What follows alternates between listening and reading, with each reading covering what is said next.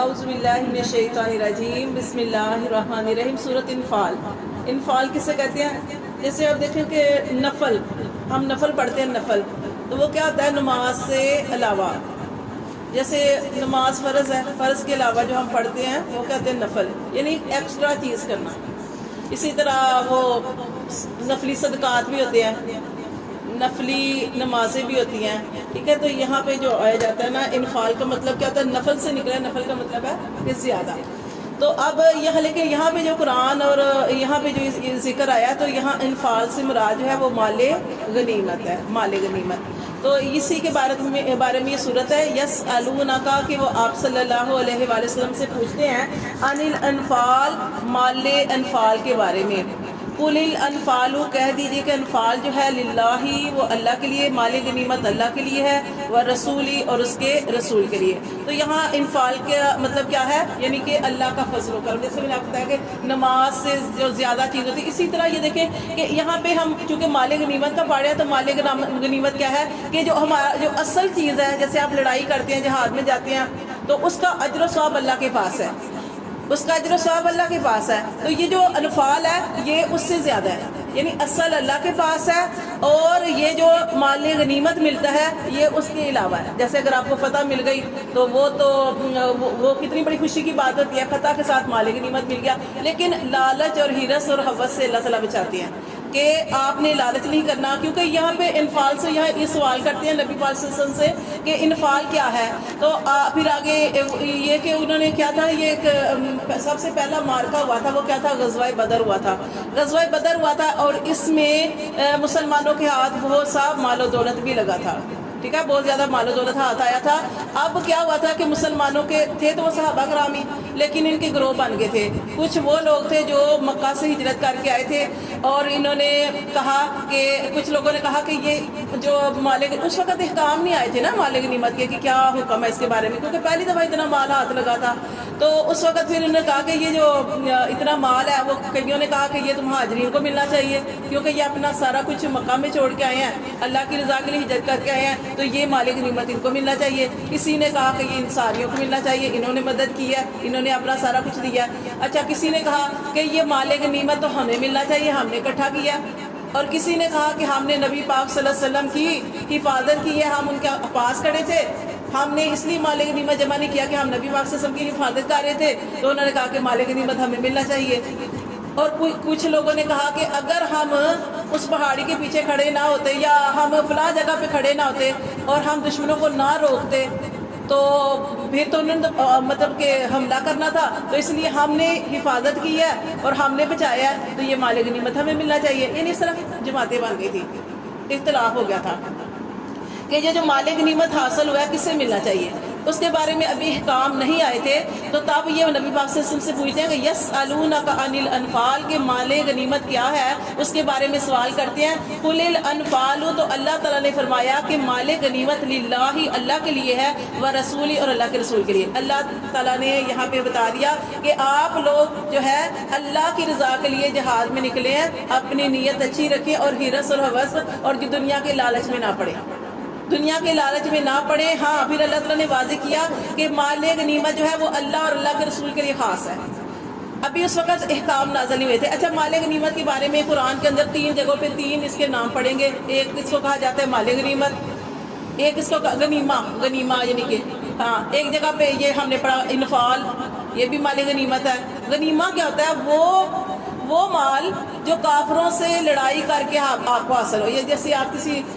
لڑائی ہوئی ہے، جنگ میں گئے ہیں، جہاد میں گئے ہیں، تو آپ کو لڑائی کی آپ نے، اور جو آپ کے ہاتھ آ گیا وہ مال غنیمت ہے۔ ایک ہوتا ہے مال فی، اسی کو بھی مال غنیمت کہا جاتا ہے۔ مال فی کیا ہوتا ہے؟ وہ مال ہوتا ہے کہ جو آپ کو بغیر لڑائی کے حاصل ہو جائے، آپ نے لڑنا تھا لیکن وہ میدان چھوڑ کے بھاگے، وہ وہاں اپنا سارا کچھ چھوڑ گئے، تو وہ آپ کو حاصل ہو گیا۔ تو یہ اس کے 3 نام آئے ہیں، انفال، مال غنیمہ اور مال فی، ٹھیک ہے۔ تو یہاں پہ کہا جا رہا ہے کہ کل الانفال، مسلمانوں کو کہا جا رہا ہے کہ مال انفال جو ہے للہ، اللہ کے لیے ہے، ورسول، اور اللہ کے رسول کے لیے ہے۔ فاتقوا اللہ، تم نے بس اللہ سے ڈرنا ہے۔ کیا ڈرنا ہے؟ کہ جو اللہ نے تمہیں جس مقصد کے لیے جیسے جہاد کے لیے نکلے ہو، اللہ کی رضا کے لیے نکلے ہو، اللہ کے حکموں کو مانتے ہوئے نکلے ہو، تو اب تم ڈرو کہ یہ جو تم نے اتنا بڑا عمل کیا، اللہ نے تمہیں فتح دی ہے، اب تمہیں یہ تمہارے اندر اس کے اندر کوئی خرابی پیدا نہ ہو جائے، ہرس اور حوث کی لالچ میں آ کے تم اللہ سے ڈرتے رہو، وَأَصْلِحُوا اور اصلاح کرو ذات بینکم آپس کے تعلقات کی۔ جو آپس میں تمہارے یہ جھگڑے پیدا ہو گئے نا، کیا جھگڑے ہوئے تھے؟ جیسے ابھی آپ کو بتایا کہ کسی نے کہا کہ مہاجرین کو ملنا چاہیے، کسی نے کہا کہ انصار کو ملنا چاہیے، کسی نے کہا کہ جس نے نبی صلی اللہ علیہ وسلم کی حفاظت کی اس کو ملنا چاہیے، کسی نے کہا کہ اگر ہم نہ ہوتے تو یہ حاصل ہی نہ ہوتا۔ تو یہاں پہ بتایا گیا کہ اپنے تعلقات کی اصلاح کرو، وَأَطِیعُوا اللَّهَ وَرَسُولَهُ اور اللہ کے رسول کی اطاعت کرو۔ ان کنتم مومنین اگر تم ایمان والے ہو تو اللہ اور اللہ کے رسول جو ہے اس پر ایمان لاؤ، اس کی اطاعت کرو۔ انما المؤمنون الذین اور بے شک مومن تو وہ ہے وہ لوگ اذا ذکر اللہ جب ذکر کیا جاتا ہے اللہ کا، وجلت تو کانپ اڑتے ہیں قلوبہم ان کے دل۔ اب یہ ایمان والوں کی صفات بھی بتائی جا رہی ہیں۔ اوپر جو ہے یہ واقعہ آ چکا، یہ ہم اس میں پڑھیں گے غزوہ بدر کے بارے میں، غزوہ بدر کے بارے میں پڑھیں گے، اس لیے یہ مال انفال کا آیا ہے۔ اور پھر اللہ تعالیٰ نے اس کے احکام نازل کر دیے کہ مال غنیمت کو کیسے تقسیم کرنا ہے۔ یہاں پہ تو بتایا نا کہ اللہ اور اللہ کے رسول کریے، تو پھر یہ اللہ تعالیٰ کے آگے بتا دیا کہ کیسے اس کو تقسیم کرنا ہے، کہ ایک حصہ مال غنیمت کا 5واں حصہ اللہ کے لیے۔ اللہ کے لیے کیا؟ یعنی کہ وہ آپ نے جمع کرا دینا ہے وہ خزانے میں، کہ وہاں سے پھر آگے کسی کو حاجت ہو تو مسلمانوں کی وہ بھی مدد ہوتی رہے۔ اور 4 حصے جو ہے وہ ان کو ملیں گے جو جنگ میں شریک ہوئے ہیں، ان کو برابر برابر تقسیم کیا جائے گا۔ جیسے ایک صحابی تھے نا، تو ان کا ایک بھائی اسی غزوہ بدر میں وہ شہید ہو گئے، تو ان کے بھائی نے کیا کہ وہ اس کی تلوار پکڑ کے دشمن کو مارا اور وہ مر گیا۔ تو وہ بھائی جو تھا، جب وہ لڑائی وغیرہ ختم ہوئی تو وہ بھائی کہنے لگا کہ سعد بن عبادہ ہے، ان کا بھائی وہ کہنے لگا کہ نا یہ جو ہے نا تلوار میرے بھائی کی میں رکھ لوں، تو نبی پاک صلی اللہ علیہ وسلم نے فرمایا کہ نہیں تم نہیں رکھ سکتے، کیونکہ یہ اب آ گئی ہے اس کے اندر، مال غنیمت کے اندر آ گئی کہ جو کوئی بھی سامان ہے تو اکیلا ایک بندہ نہیں رکھ سکتا، یا کسی کا کوئی بھائی ہے یا کچھ ہے ان کی کوئی چیز ہے تو وہ بھی نہیں رکھ سکتے، ٹھیک ہے، کیونکہ وہ ساری چیزیں کیا ہو جاتی ہیں پھر وہ مال غنیمت کے اندر آ جاتی ہیں، اور مال غنیمت کے اندر پھر وہ سارے لوگ شامل ہوتے ہیں، سب کے اندر وہ مال جو ہے نبی پاک صلی اللہ علیہ وسلم تقسیم کر کے برابر برابر دیتے تھے، ٹھیک ہے، اس طریقے سے۔ تو اب یہ مال غنیمت کو اس طریقے سے تقسیم کیا جاتا ہے کہ ایک حصہ جمع کرا دیا جاتا ہے، اور 4 حصے جو ہوتے ہیں وہ پھر جو اس میں شہید شامل ہوتے ہیں نا ان کو دے دیے جاتے ہیں۔ ان کے بارے میں یہ ہے، تو یہاں پہ اس کے بارے میں اور آگے انشاءاللہ یہ کھول کر بتایا جائے گا غزوہ بدر کے بارے میں۔ تو یہاں پہ اللہ تعالیٰ نے پھر ایمان والوں کی صفات بیان کیا کہ ایمان والے کون سے ہوتے ہیں، مومن کون سے ہوتے ہیں۔ انما المؤمنون بے شک مومن وہ ہے الذین وہ جو اذا ذکر اللہ جب ذکر کیا جاتا ہے اللہ کا،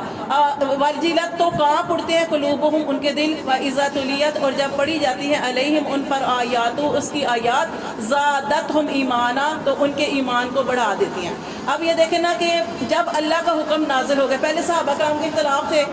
کہ ایسے کریں گے، یہ ہے مجھے ملنا چاہیے اس کو ملنا چاہیے، لیکن جیسے ہی قرآن کی آیات نازل ہوئی تو پھر انہوں نے اس کے آگے اپنا سر جھکا لیا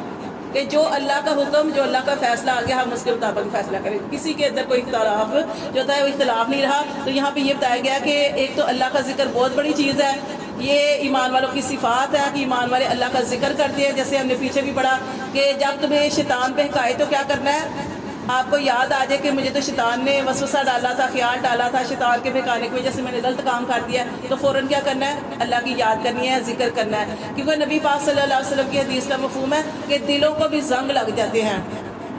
اور اس کا صحابہ کرام نے پوچھا، انہوں نے یہ نہیں کہا کہ اللہ کے رسول کیوں کیسے لگ جاتے ہیں، لیکن صحابہ کرام نے اس کا علاج پوچھا، کہا کہ اللہ کے رسول دلوں کو زنگ لگ جاتے ہیں تو زنگ کو دور کرنے کا علاج کیا ہے، تو آپ نے فرمایا ذکر اللہ کا ذکر یا ذکر کی محفلیں،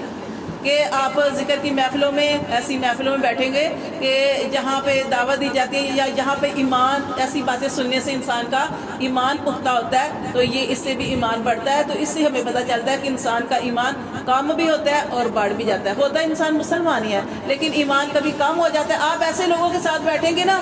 کہ جو مایوس کن لوگ ہیں، جو خود بھی اپنی زندگی مایوسی میں گزارتے ہیں، اور جو آپ کے پاس بیٹھے تو اس کو بھی کہتے ہیں میری تو ساری زندگی ایسے گزر گئی ہے، تیری بھی شاید ایسے گزرے، یعنی جن کی باتیں سن کے آپ مایوس ہو، تو اس سے آپ کا ایمان کم ہو جاتا ہے. لیکن جب آپ ایسے لوگوں کے ساتھ بیٹھیں گے کہ بے شک ان کا توکل اللہ کی ذات پہ ہے, بھروسہ اللہ کی ذات پہ ہے, جیسے ہم قرآن میں پڑھتے ہیں ابراہیم علیہ السلام کا واقعہ کہ اللہ کی ذات پہ اتنا توکل تھا کہ ہر ایک نے چاہا کہ ہم ان کی مدد کریں, تو انہوں نے کہا کہ میں نے کسی کی مدد نہیں لینی, حسبی اللہ لا الہ الا هو علیہ توکلت وہو رب العرش العظیم, اور آگ میں چلے گئے تو اللہ نے پھر ان کی کیسی حفاظت فرمائی. تو اگر ایسے لوگوں کے ساتھ بیٹھے ہیں جو آپ کو اس طرح کی باتیں بتائیں اور جس سے آپ کا ایمان پختہ ہو,